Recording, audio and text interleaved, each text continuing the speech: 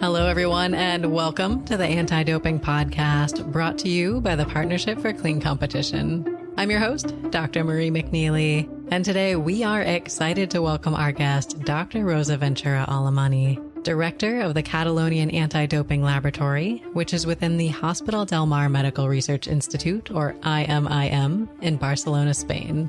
In our conversation today, listeners, we are going to talk more about Rosa's background, the Catalonian Anti-Doping Laboratory, and the important anti-doping work that they're doing there. So, Rosa, welcome to the show today. How are you? Fine, thank you. Happy to be here, and I would like to thank you so much for inviting me to be interviewed. Well, we are delighted to have you with us today, and I'd love to start by just learning a little bit more about the lab there. So, Rosa, can you tell us more about the Catalonian Anti-Doping Laboratory and its history? Yes, the Catalonian Anti-Doping Lab is located in Barcelona, and the former name was Barcelona Anti-Doping Lab. However, since some years ago, we have the support of the government of Catalonia, and the name was changed accordingly. The lab was created in the framework of the preparation of the Olympic Games in Barcelona in 1992, a long time ago. And the lab received the first accreditation to perform anti-doping tests in athletes in 1985 by the International Olympic Committee. At that time, the World Anti-Doping Agency did not exist, and the Medical Commission of the International Olympic Committee was responsible for the accreditation of the labs. This was in November 1985. Therefore, the laboratory has been accredited for 40 years now. This is our anniversary of accreditation this month in November. And as you said, the laboratory is part of the Hospital del Mar Research Institute, recognized biomedical research institute in Spain. And finally, I would like to say that the former director was Dr. Jordi Segura, and I took over as director upon his retirement on January 2015, so more than 10 years ago. Oh, wonderful. Well, first of all, congratulations, Rosa, on 40 years. I think that's a really exciting landmark, and you've been there since 2015, so this is now your 10-year anniversary there. Perhaps you could share how the lab has changed or maybe evolved since you first started working there. A lot of things have changed since I first started working at the lab. The field of anti-doping analysis has become much more complex. Let's say that on one side, there is now a much greater body of scientific knowledge and a wider diversity of analytical methodologies, which are increasingly sensitive and robust. And these advances allow us to achieve remarkable depth in both analytical capability and interpretation of results. We are now able to detect administrations of some doping substances for 1 month, for example. Additionally, the use of these sophisticated techniques requires highly specialized staff with expertise in the different technologies. The number of analytes to be controlled has also grown dramatically and belong to a higher number of pharmacological groups. That means that the chemical structures are different, and we need to develop specific methods for the specific groups of substances sometimes. And nowadays we are detecting around 500 different substances. On the other side, the laboratory environment has become much more regulated. We now work under strict quality and accreditation frameworks such as ISO 17025, and we also must comply with the WADA international standard for laboratories and its related technical documents, technical letters. Finally, maybe it's worth to say that in recent years, the lab has become increasingly automated, which has helped to reduce the analysis time and to increase the analytical capacity. And finally, just to notice one important thing, one aspect that has changed very little is the cost of the analysis, probably due to the pressure of the anti-doping organizations. For example, in our lab, over the past 5-7 years, the price per analysis has remained practically the same, even though the number of analytes and the complexity of the work have continued to grow. And there is a lot of work within the labs to remain cost-effective while maintaining the highest scientific quality standards. Absolutely. And I think there's a lot of different pressures on anti-doping laboratories. You mentioned some of them, the need for rigor, cost effectiveness, and just efficiency in overall operations. So can you share with us a little bit more about how the lab is organized, how it operates, and where you fit in the picture and what your current responsibilities are? The lab works currently 29 permanent staff members plus 24 students. I am the director of the lab, and the lab is organized in specialized areas. And in the last years, we are analyzing around 15,000 anti-doping samples per year, and most of our personnel is involved in the analysis of this sample. And the laboratory is organized in several areas, for example, sample reception and aliquoting, sample preparation, chromatography, mass spectrometry area, hormone analysis, including erythropoietin receptor agonist analysis, growth hormone, etc., and also including in this area hematological parameters, and information technology area. We have this area because we are developing our own LIMS system. In parallel to this routine work, we develop a variety of research and development projects. And at present, for example, we are working on 5 different projects funded externally.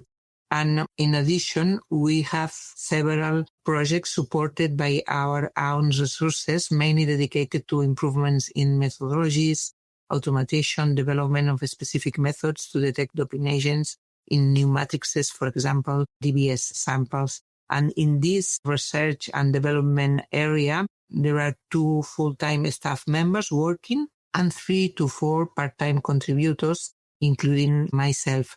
We also host an athlete passport management unit with staff qualified to evaluate the biological passports.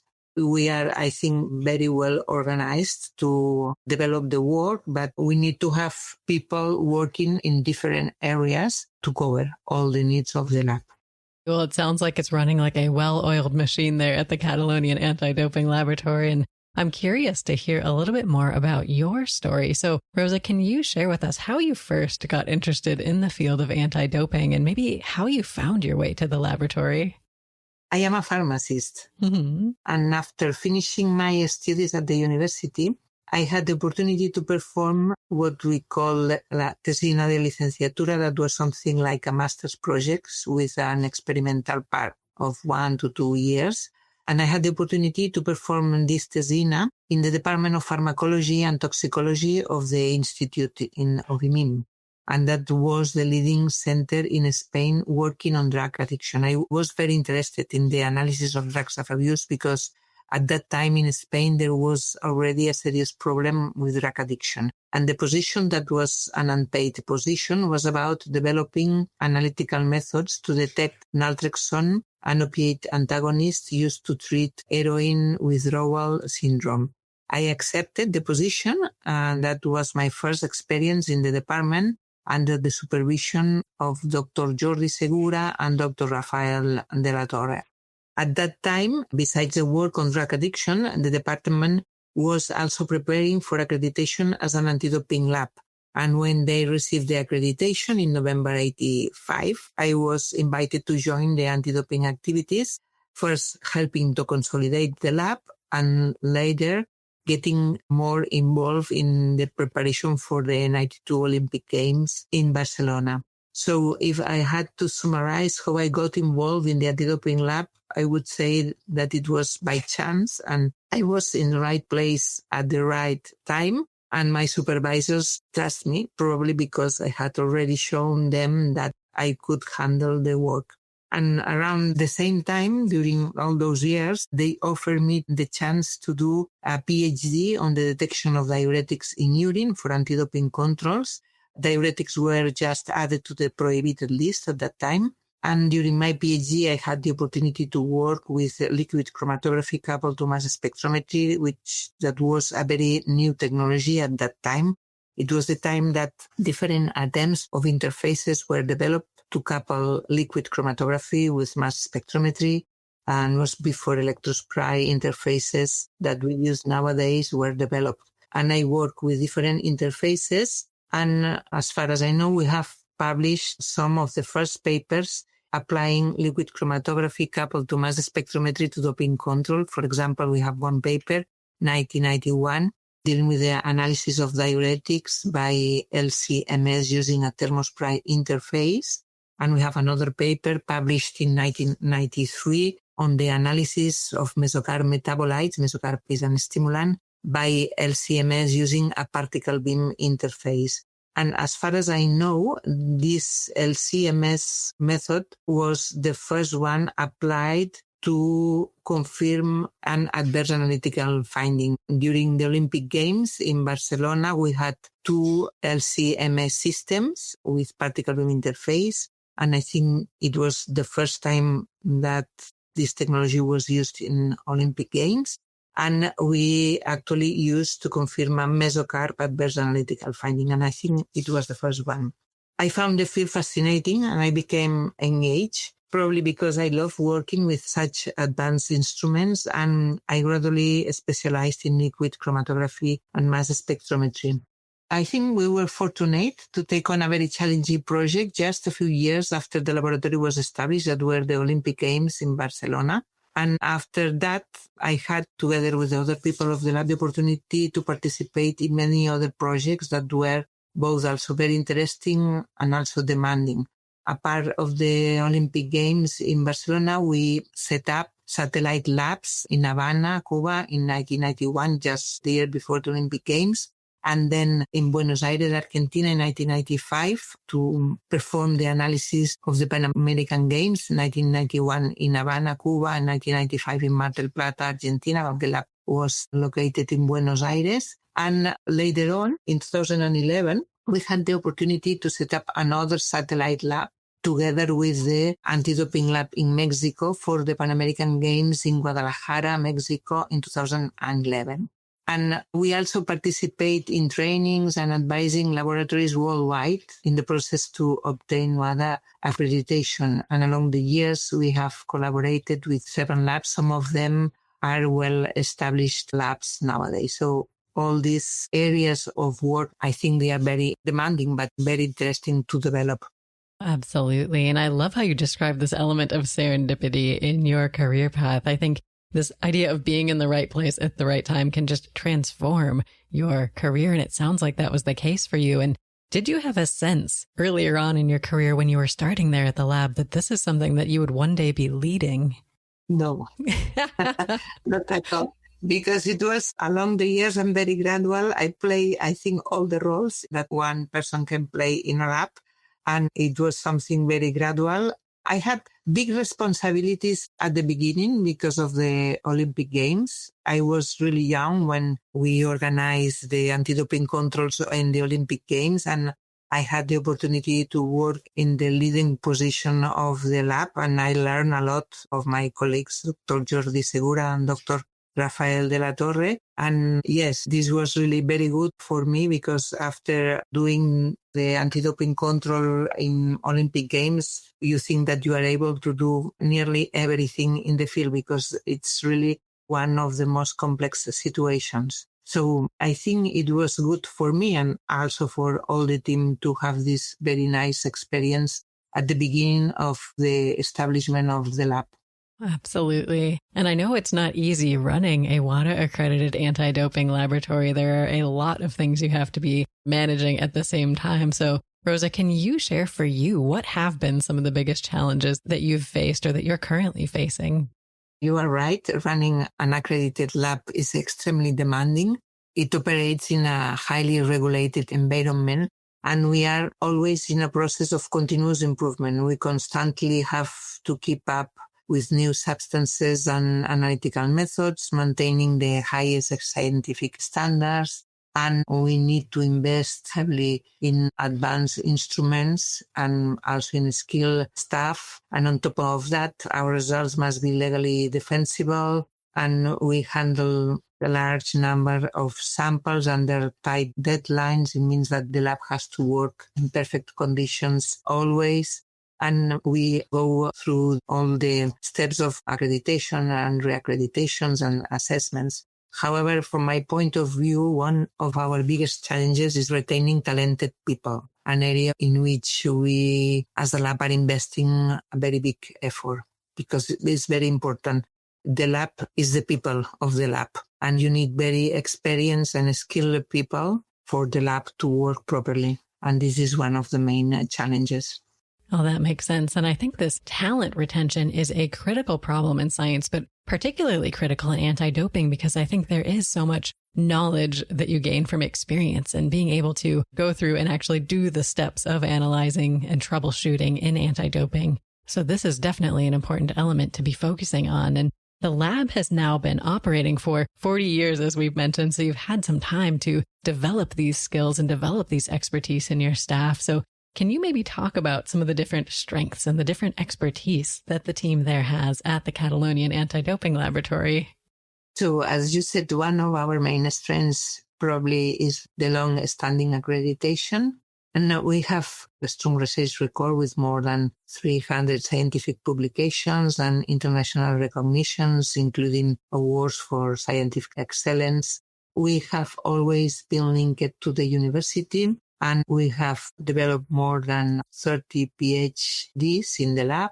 Another point is that we always strive to implement all analytical methods available, not only the mandatory ones, in order to offer our clients the widest possibility range of testing options. In addition, since 2020, we are also serving as Athlete Passport Management Unit for the evaluation of the ABPs.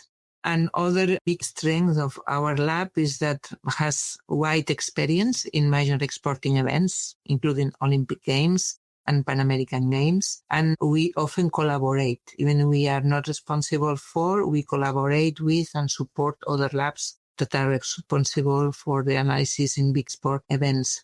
And as I already explained, we also play an important role in training and advising laboratories worldwide in the process to obtain the WADA accreditation. And along the years, we have collaborated with different labs worldwide. Some of them are working nowadays. And another important point for us now, we dedicate a lot of efforts in training and advising the anti-doping organizations that work with us. Certainly. I think these collaborations are critical in anti-doping because I think being able to pool the collective knowledge of many can help you solve some difficult problems. And I know the lab there you mentioned has some wonderful research expertise and experience. Can you give us an overview of the research that's being done in the lab? Over the years, we have worked on several areas of research, and I would like to mention 3 of them. The first one is the development of analytical methods to improve the detection of doping agents. Second one is research to find better markers or to detect and identify the use of doping substances or methods.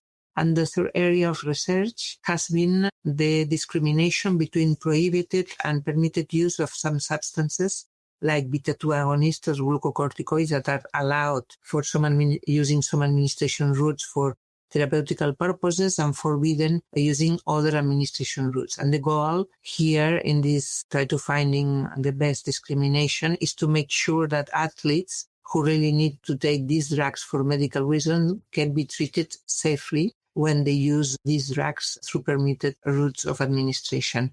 And I would like to mention a few projects. 2 of them developed in the past. I participated in them, but were led by Dr. Jordi Segura. The first one is the discrimination between beta-2 agonists between allowed and forbidden administrations. And we perform several administration studies. These beta-2 agonists, they are forbidden after oral administration and allowed by inhalation for therapeutical purposes. And we perform several studies with different beta-2 agonists. And those results became the basis to establish the salbutamol threshold at 1,000 nanogram per ml, which is used today to distinguish inhaled use from oral administration. We also work with terbutaline and formoterol, that are other 2 beta-2 agonists. And another project that had an important outcome was the detection of blood transfusions. We proposed the use of the plasticizers as an initial testing procedure for the detection of transfusions. This approach is based on the detection of plasticizers, especially phthalates, such as diethylxyl phthalate, which are used in blood storage bags to increase flexibility. And because these compounds are not chemically bound to the plastic, they can leach into the stored blood, and consequently, during the blood transfusion, both the blood and the plasticizer transfer, leading to elevated urinary concentrations of the plasticizer metabolites for 1 or 2 days after transfusion compared to baseline. Unfortunately, this approach was not officially approved because it has some limitations, but is used for some anti-doping organizations as complementary information or for target testing. And the current research that the lab is developing now is focused in 3 main lines. On one side, sulfate metabolites as markers for the detection of exogenous and endogenous anabolic steroids. Second, analysis of glucocorticoids, also trying to discriminate forbidden from allowed administrations, and the analysis of doping agents in DBS samples. I would like to summarize a little bit these research lines. For sulfate metabolites, we have studied this metabolic fraction for anabolic androgenic steroids, and we identified new sulfate metabolites for several exogenous anabolic steroids that were not previously reported, and some of them provided longer detection times in urine than conventional glucuronide metabolites that are used to monitor these compounds. The increase on the detection time is important for anabolic androgenic steroids. We did also studies addressed to the evaluation of these sulfate metabolites as markers of testosterone administration in Caucasian and Asian volunteers, and we have seen that sulfate conjugates increase the detection windows, especially after oral administration for both Caucasian and Asian participants. And we have proposed to include some of these endogenous sulfate metabolites in the steroidal module of the athlete biological passport to monitor them in all anti-doping controls and detect changes that could indicate the use of testosterone. And regarding glucocorticoids, which is the second main research line, because they are available in different formulations, it's mandatory to have a discrimination between administration routes in order to discriminate therapeutic use from doping. And we have performed control administration studies with several glucocorticoids using different administration ways. And we have contributed in the definition of compound-specific minimum reporting levels for several glucocorticoids that are nowadays used in all anti-doping labs. We also contribute in the definition of washout periods after forbidden administration routes to avoid false adverse analytical finding due to therapeutic administrations close to competitions. And also, we have provided additional data to demonstrate that intra-articular and peri-articular administration of glucocorticoids produce systemic effect similar to that produced by intramuscular administration, and that these administration routes, intra-articular and peri-articular, had to be considered forbidden administration routes. And finally, they were included as prohibited administration since 2022. And the last important line of research is the analysis of doping agents in dry blood spots. This is a matrix that is in process of implementation in routine anti-doping controls, and we have already developed and implemented several analytical methods to detect doping agents in urine. The most important one for us is the detection of erythropoietin receptor agonist in DBS. Our method has demonstrated to reach the limit of detection that is required by the World Anti-Doping Agency using a single spot, which is important for routine testing, given the limited number of spots. And we also have methods for other doping agents for anabolic steroid esters.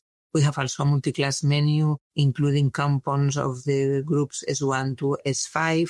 And we also are now investigating the analysis of glucocorticoids and DBS and working in the definition of minimum reporting levels to distinguish prohibited and permitted administration of glucocorticoids. And this is more or less a summary of our research in the last years.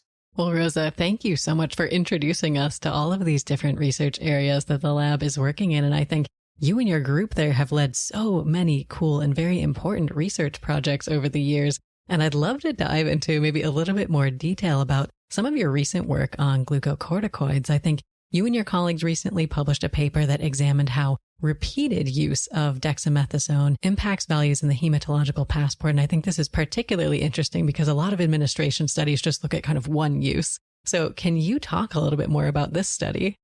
The aim of the work was to evaluate the impact of repeated oral doses of dexamethasone on the hematological passport. The hematological passport is used to detect blood doping. And we conducted a clinical study with healthy participants who received multiple dose oral treatment, 2 milligrams every 12 hours for 5 consecutive days. And in the dexamethasone group, we included 8 participants. We also studied a control group with 4 participants that did not receive the dexamethasone treatment.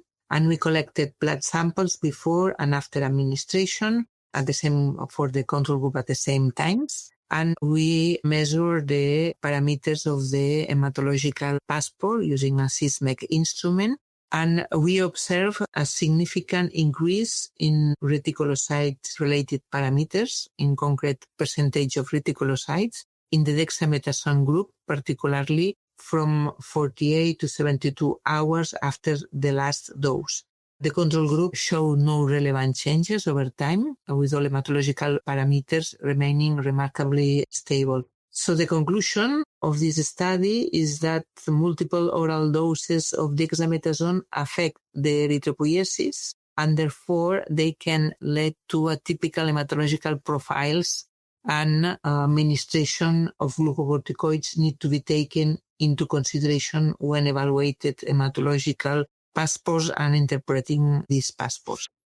Absolutely. And I think this kind of research is critical for understanding maybe some of these confounding factors or considerations, like you said, that you need when you're interpreting these passports. And earlier in the year, your team also published a paper that's sort of complementary that looked at how repeated use of glucocorticoids impact values in the urinary steroid module of the athlete biological passport.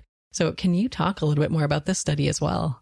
Yes, it was the same clinical study, and in this case, we used the urine to evaluate the steroidal profile in urine. And the steroidal profile is used to detect the administration of endogenous steroids, testosterone, androstenedione, etc. And we already studied the effect of single oral or intramuscular administrations of glucocorticoids on the steroid profile. And in the last study, we studied the effect of multiple oral doses of dexamethasone. The hypothesis of the study is that glucocorticoids can affect the markers of the steroidal module of the biological passport since they inhibit the hypothalamic pituitary adrenal axis, and the markers of the steroidal module have partial adrenal origin. And we have seen that single and multiple administrations of glucocorticoids produce a reduction in the excretion in urine of these metabolites.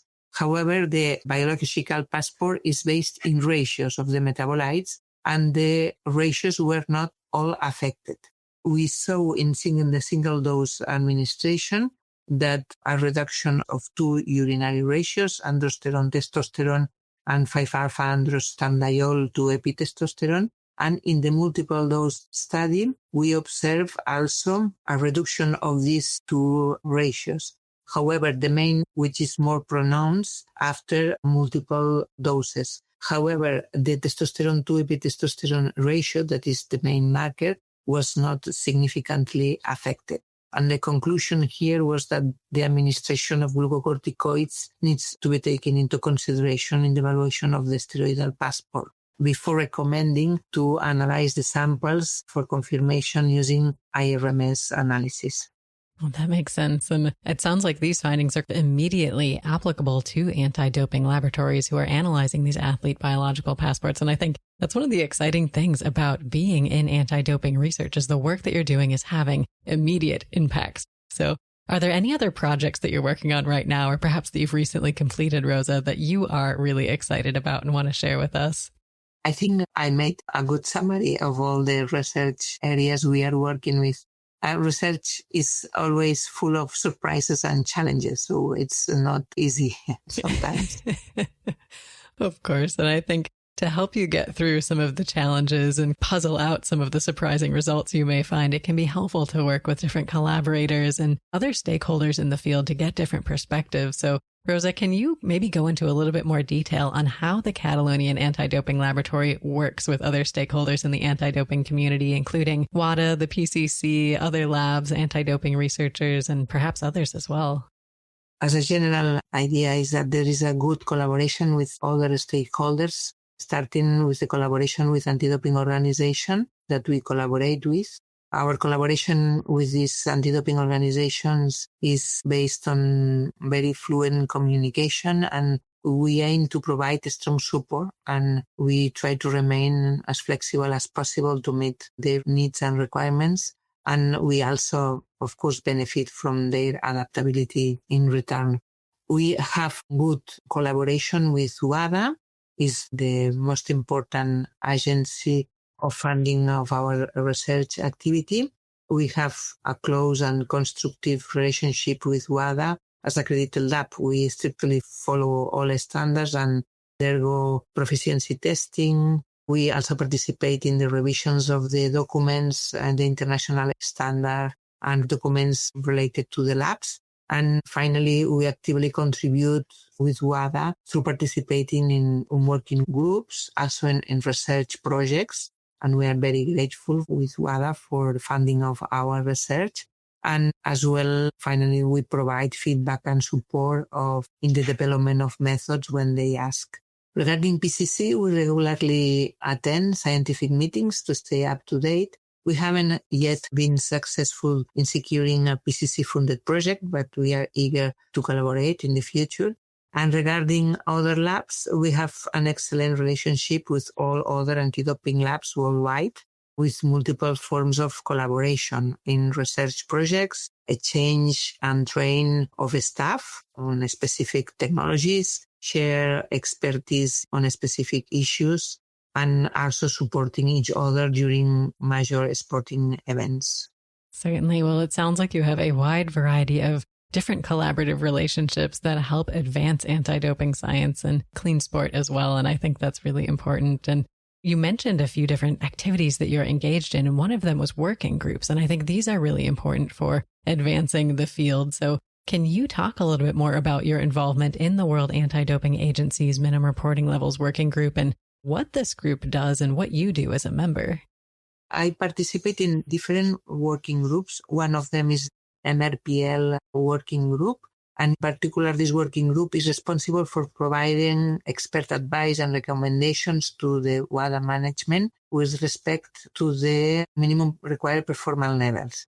And these minimum required performance levels, MRPLs, are mandatory analytical parameters of technical performance that the laboratory shall comply with when testing for the presence of particular groups of substances. And these MRPLs are established depending on the dose of the compounds we use, the metabolism, the pharmacokinetics, pharmacodynamics, etc.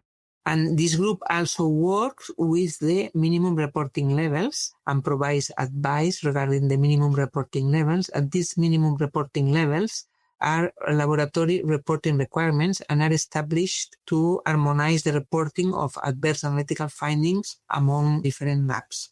I am also participating in other expert groups, for example, the Laboratory Expert Advisory Group, which is responsible for providing expert advice and recommendations with respect to the management of anti-doping laboratory accreditation process and laboratory monitoring activities, and is also responsible for the maintenance of the documents related to labs, the international standard for laboratories, the technical documents, technical letters, technical notes, and laboratory guidelines. And the activities that this lab is developing are very different. For example, the members of the lab act as external experts in laboratory assessments, also evaluate and provide feedback on laboratory corrective actions associated with non-conformities for labs.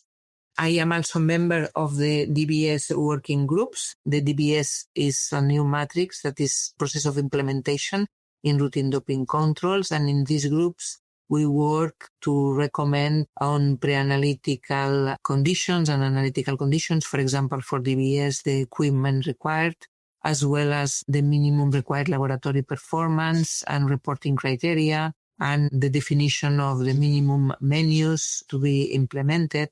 And finally, I am also working in the glucocorticoids working group. And the purpose of this group is to provide advice on glucocorticoids status in the prohibited list, the different routes of administration, if they have to be allowed or forbidden, and the definition of the minimum reporting levels and washout periods for the different glucocorticoids and routes of administration.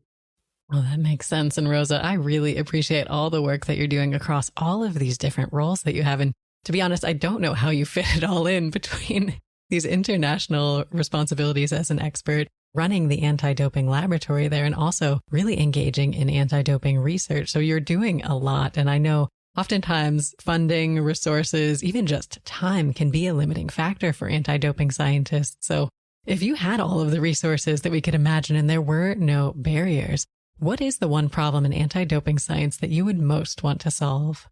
I think doping is a very complex issue and has many different facets.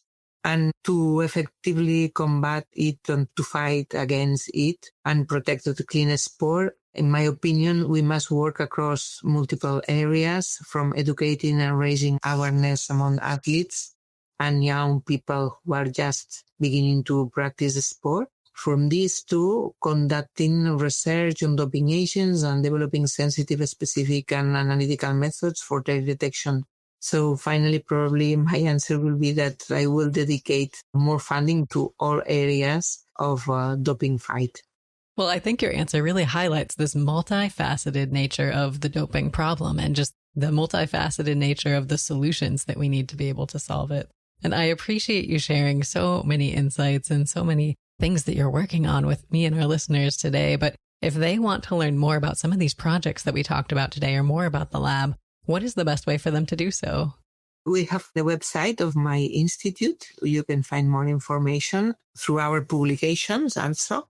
And if you need specific questions, you can use my email to contact me, and I will be pleased to collaborate and to provide information required. Excellent. Well, listeners, definitely take some time to check out the Catalonian Anti-Doping Lab's websites, find their papers on things like Google Scholar, and definitely reach out to Rosa if you have specific questions. And Rosa, it's been such a pleasure to chat with you today. Thank you so much for your time. Thank you to you for the interview. And listeners, it's always wonderful to have you here with us as well. If you haven't already, it would mean so much to us if you could take a moment to subscribe to the show on your favorite podcast platform. Please note that the Anti-Doping Podcast features a wide variety of clean sport experts, and episodes may include statements and/or viewpoints that do not necessarily reflect the views or values of the PCC. Thank you, and we look forward to seeing you on the next episode of the Anti-Doping Podcast.